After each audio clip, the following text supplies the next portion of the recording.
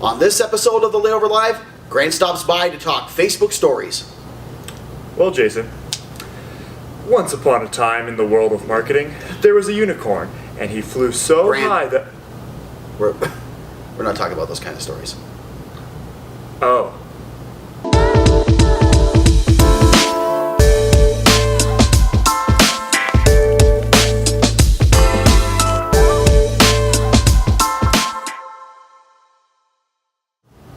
Hello everyone and welcome to episode 53 of the Layover Live, where we bring you the top article from the Layover each week.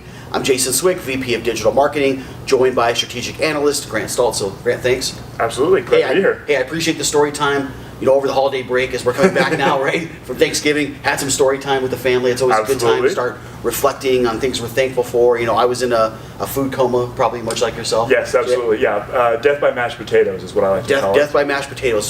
So we won't be talking about that story today. No, thank God. We will be talking about how Facebook, though, is starting to prioritize stories over the news feed, right? So, you know, what does this really mean? Like, what's even happening here, right? Yeah, so this all stems from an article from Marketing Land that they put out, really kind of going over a Facebook investor call that happened about a few weeks ago. Okay.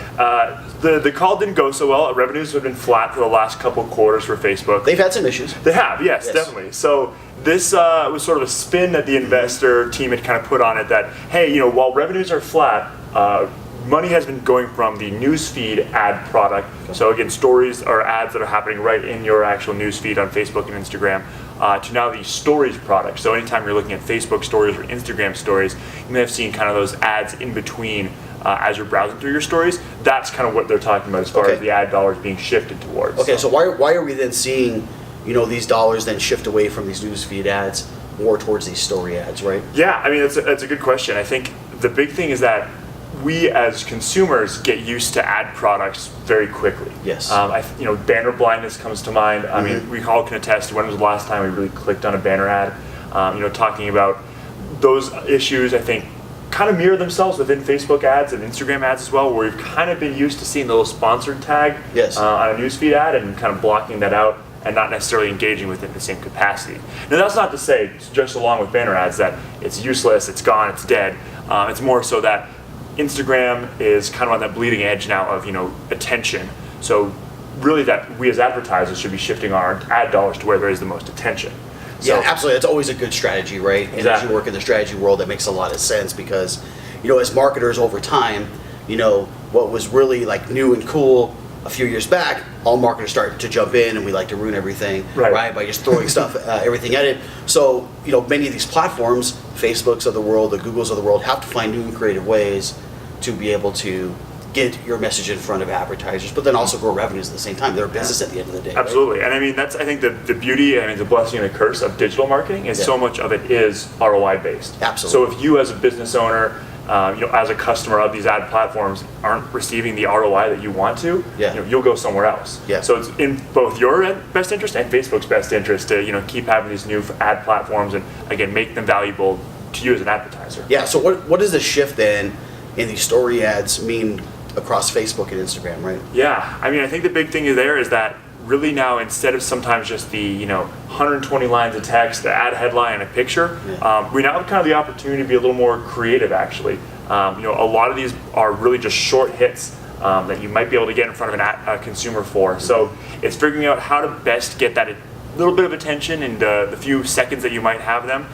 So that really comes down to making creative, engaging content that's both visually appealing but also delivers your message in a quick and concise fashion. Because again, just as you know, when going through Instagram stories, it's very easy just to keep going right and seeing the next story. So if you have to be able to catch their attention those first couple seconds. So again, being visually appealing, creative, I think is more important than ever now, given the ad platform itself. So yeah, one last thing then, really quick then. If we could leave DMOs out there, one tip or a piece of advice on how they, can maximize these story ads, like what would be that piece of advice you'd give? Yeah, I think it's combining creativity with the data. Yeah, I think so often we get stuck just looking at the creative or just looking at the data, but if we're able to combine the two and make valuable changes, saying, hey, we tried this version and view rates went up, and we tried this version and view rates went down, being able to pivot relative to those changes, I think is the most important thing to do, especially as this landscape is almost brand new and totally changing. So Yeah. looking at the data, but then also pivoting relative to your creative, I think is imperative in that case. Yeah, absolutely. Yeah, certain that Facebook and Instagram, they're here to stay. Yes. Right. Things are going very, very well for both. They're running into some bumps in the road along the way, but we need to be able to evolve because that's where our audience is spending a lot of their time. Absolutely. So Grant, thanks for stopping by. Of course.